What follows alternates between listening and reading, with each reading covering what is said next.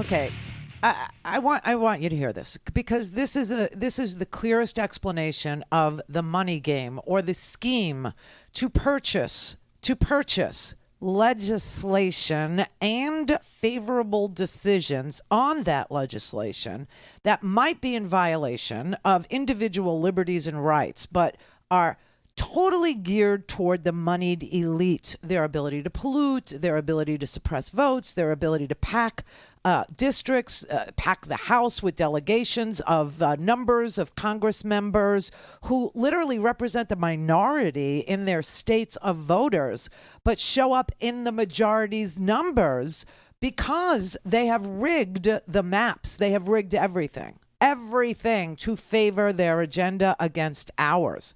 And it is, if there is an us and them, it is the tiny little sliver of elite billionaires who have this amount of money to spend versus all the rest of us who just want to get on with our lives and do for ourselves, or, make sure that our children are safe every day. But this is what we're up against. This is what it looks like. This is how it goes. What is the scheme here? Let me start with this one. In all cases, there's big anonymous money behind various lanes of activity. One lane of activity is through the conduit of the Federalist Society. Was managed by a guy named Leonard Leo, and it's taken over the selection of judicial nominees. How do we know that to be the case? Because Trump has said so over and over again. His White House counsel said so. So we have an anonymously funded group controlling judicial selection run by this guy, Leonard Leo. Then in another lane, we have, again, anonymous funders running through something called the Judicial Crisis Network, which is run by Carrie Severino, and it's doing PR and campaign ads for Republican judicial nominees. It got single $17 million donation in the Garland-Gorsuch contest. It got another single $17 million donation to support Kavanaugh. Wow. Somebody, perhaps the same person, spent $35 million to influence the makeup of the United States Supreme Court. Tell me that's good.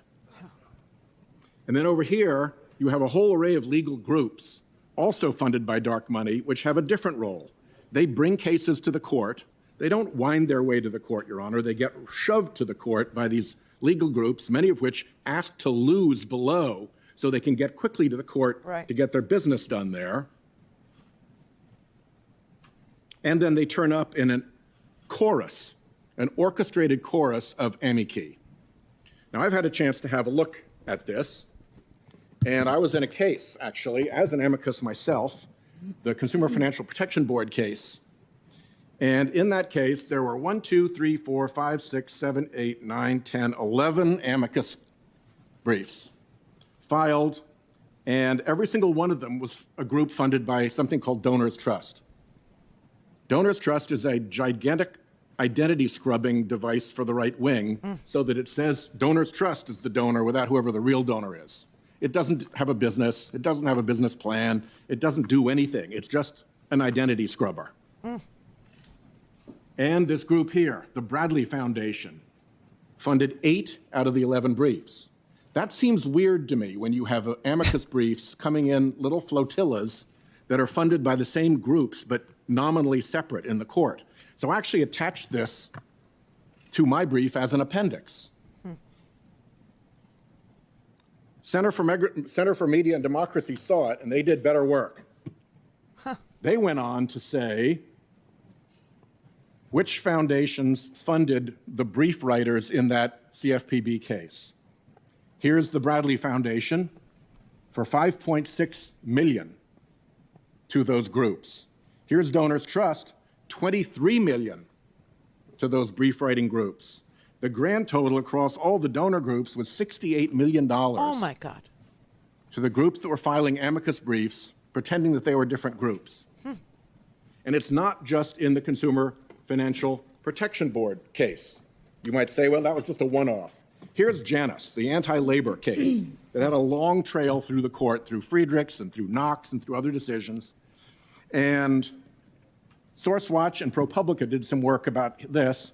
Here's Donors Trust and Donors Capital Fund, and here's the Bradley Foundation, and they totaled giving $45 million to the 1, 2, 3, 4, 5, 6, 7, 8, 9, 10, 11, 12, 13, 14, 15 groups that filed amicus briefs pretending to be different groups, and both of the lawyer groups in the case.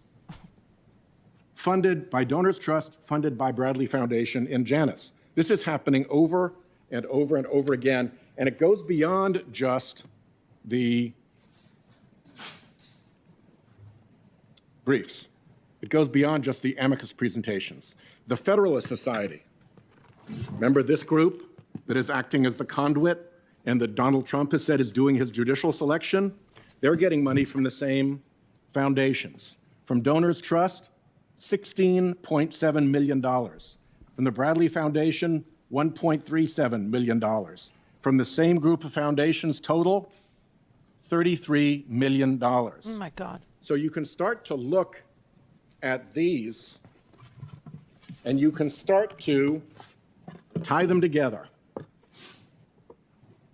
The legal groups, all the same funders over and over again, bringing the cases and providing this orchestrated chorus of amici. Then the same group also funds the Federalist Society over here. The Washington Post wrote a big expose about this, and that made Leonard Leo a little hot, a little bit like a burned agent. So he had to jump out, and he went off to go and do anonymously funded voter suppression work. Guess who jumped in to take over the selection process in this case for Judge Barrett? Carrie Severino made the hop.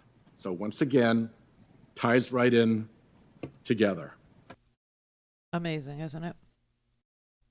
They're all little busy little bees. Busy little bees making honey, aren't they, honey?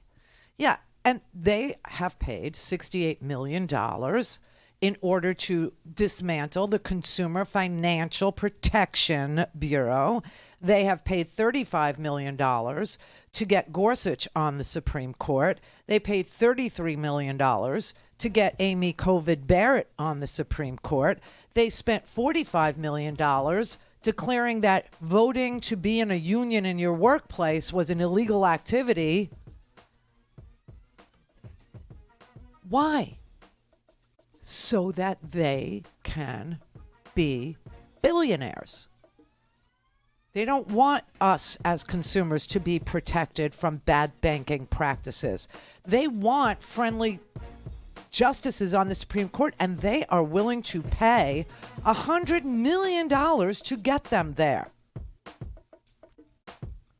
And about $45-50 million to keep us from collectively bargaining with them for wages. It's a game. Don't let them win.